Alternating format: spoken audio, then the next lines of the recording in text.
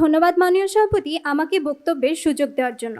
মাননীয় সভাপতি, আজ বিপক্ষের এই পর্যায়ে এসে যখন আমরা দেখতে পাচ্ছি আমাদের বিতর্কের বিপক্ষ দল এখনো আজ আমাদের বিতর্কের বিষয়টি সুস্পষ্টভাবে বুঝতে পারেনি, তখন আসলে যুক্তি দেওয়ার কোনো মানেই হয় না। আজ আমাদের বিপক্ষ দল দেখালেন আমাদের সমাজের দুর্নীতির কথা, দেখালেন জলবায়ুর বিপর্যয়ের কথা, দেখালেন মানবিক মূল্যবোধের কথা, দেখালেন বেকারত্ব সহ আর অনেক বাস্তবতার কথা। আমার প্রশ্ন তাদের কাছে, আজ আমরা বিতর্কের কোন পর্যায়ে এগুলোকে অস্বীকার করেছি? আমরা তো বলিনি যে এগুলি আমাদের বর্তমান বাংলাদেশের চাহিদা নয়, আমরা বলছি যে বর্তমান বাংলাদেশের সবচেয়ে জরুরি চাহিদা কোনটি। আপনি যখন এই ক্ষেত্রগুলি দেখিয়ে যাচ্ছেন, আপনি তো নিজেই সুস্পষ্টভাবে জানেন না যে আপনি সবচেয়ে জরুরি চাহিদা কোনটিকে বলছেন।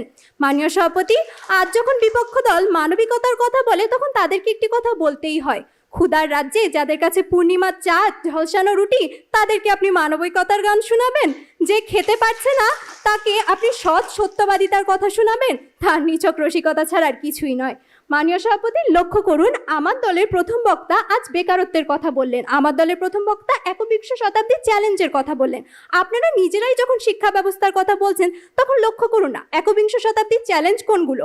আজ উন্নত বিশ্ব যখন এআই এর মতো চ্যাটজিপিটি, জেমিনাইয়ের মধ্যে প্রতিযোগিতা করছে, সেখানে স্বাস্থ্য খাতে, স্বাস্থ্য সেবা যা আপনারা বারবার উল্লেখ করেছেন, সাংবাদিকতা, এই সকল ক্ষেত্রে এআই কাজ করছে, সেখানে আপনার দেশের শিক্ষা ব্যবস্থায় শিক্ষার্থীকে শেখানো হচ্ছে কি তথ্য প্রযুক্তির সংজ্ঞা কি, এই আবিষ্কারকের নাম কি, ওই আবিষ্কারকের নাম কি। তাহলে আপনি তো একবিংশ শতাব্দীর চ্যালেঞ্জগুলোই জানেন না।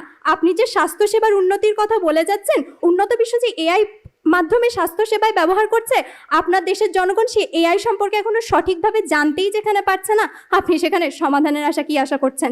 মাননীয় সভাপতি, লক্ষ্য করুন, আমার দলের দ্বিতীয় বক্তা আজ বেকারত্বের কথা বলেছে।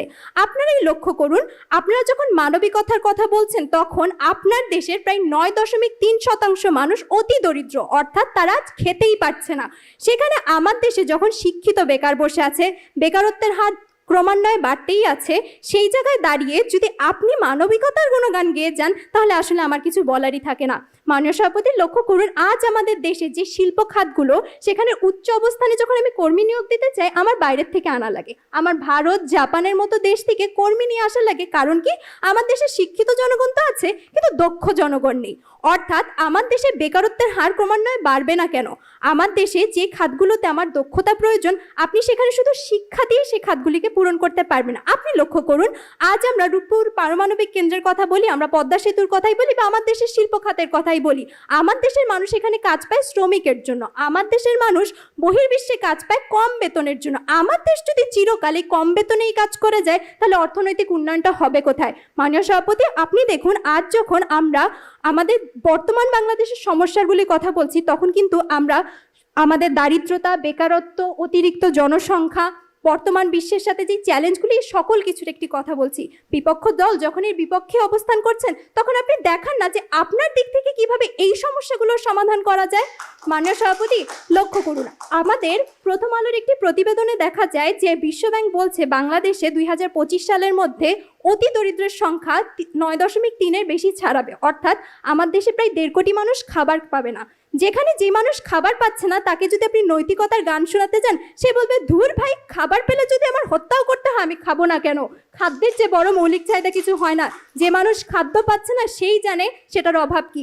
মাননীয় সভাপতি, লক্ষ্য করুন, আমার দেশে আজ দরিদ্রের দুষ্টচক্র একটি প্রতিনিয়ত সমস্যা। আপনি যে বছরের দিকেই লক্ষ্য করবেন, এই দারিদ্রের দুষ্টচক্র থেকে বের হয়ে আসা যায় না। আমরা যদি লক্ষ্য করি, আপনার জায়গা থেকে আপনি আমার শিক্ষিত বেকার ছেলেটিকে 10 থেকে 20 হাজার টাকা চাকরি দিতে পারছেন না, সেখানে দারিদ্রের দুষ্টচক্রে বড় হওয়া 8ম শ্রেণী পাস ছেলেটিকে আপনি যে খুব উচ্চ শিক্ষায় শিক্ষিত করে চাকরি দিয়ে তারকে স্বাবলম্বী করে তুলতে পারবেন, তার নিশ্চয়তা আপনি কি দিচ্ছেন? অথচ ঠিক সেই জায়গায় আজ আমি কারিগরি শিক্ষা দিয়ে 8ম শ্রেণী পাস একটি ছেলেকে শুধু স্বাবলম্বী করছি না, বরং তার দ্বারা আরও কর্মসংস্থান তৈরি করছি।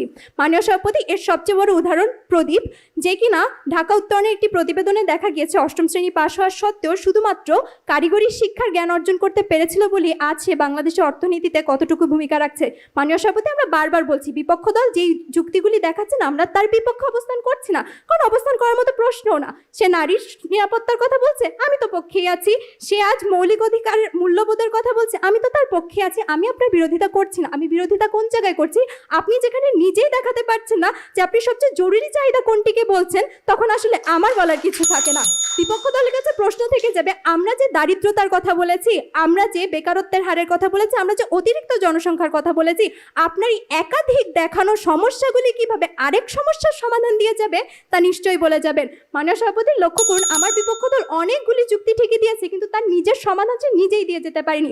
আপনি যে প্রশ্নগুলি করে গিয়েছিলেন আমাদের, আগে আপনি নিজে দেখান আপনি সেখাতে সমাধান কিভাবে করবেন। সে জায়গায় এসে আজ বলতে হচ্ছে আমরা জোর গলায় বলছি কারিগরি শিক্ষা আমার বাংলাদেশের ভিত্তি, সুতরাং কারিগরি শিক্ষা আমাদের জন্য সবচেয়ে জরুরি চাহিদা। ধন্যবাদ মাননীয় সভাপতি, ধন্যবাদ সকল।